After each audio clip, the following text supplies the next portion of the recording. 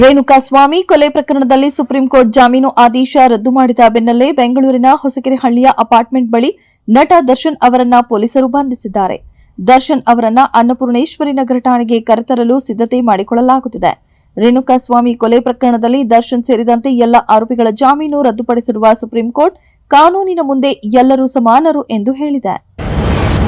ಧರ್ಮಸ್ಥಳದಲ್ಲಿ ಶವಗಳನ್ನ ಹೂತಿಟ್ಟ ಪ್ರಕರಣಕ್ಕೆ ಸಂಬಂಧಿಸಿದಂತೆ ಷಡ್ಯಂತ್ರ ನಡೆದಿದೆ ಎಂದು ಡಿಸಿಎಂ ಡಿಕೆ ಶಿವಕುಮಾರ್ ತಿಳಿಸಿದ್ದಾರೆ.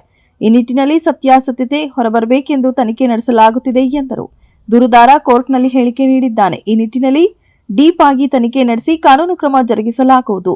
ತಪ್ಪಿತಸ್ಥರ ವಿರುದ್ಧ ಕ್ರಮ ಕೈಗೊಳ್ಳಲಾಗುವುದು. ಸಿಎಂ ಸಿದ್ದರಾಮಯ್ಯ ಕೂಡ ನಿರ್ದಾಕ್ಷಿಣ್ಯ ಕ್ರಮ ಆಗಬೇಕು ಎಂದು ಹೇಳಿದ್ದಾರೆ ಎಂದರು. ಒಳ ಮೀಸಲಾತಿ ಕುರಿತು ನ್ಯಾಯಾಧೀಶರಾದ ಎಚ್ಎನ್ ನಾಗಮೋಹನ್ ದಾಸ್ ಆಯೋಗ ನೀಡಿದ್ದ ವರದಿ ಬಗ್ಗೆ ಚರ್ಚಿಸಲು ನಿಗದಿಯಾಗಿದ್ದ ಸಚಿವ ಸಂಪುಟ ವಿಶೇಷ ಸಭೆ ಮುಂದೂಡಿಕೆಯಾಗಿದೆ.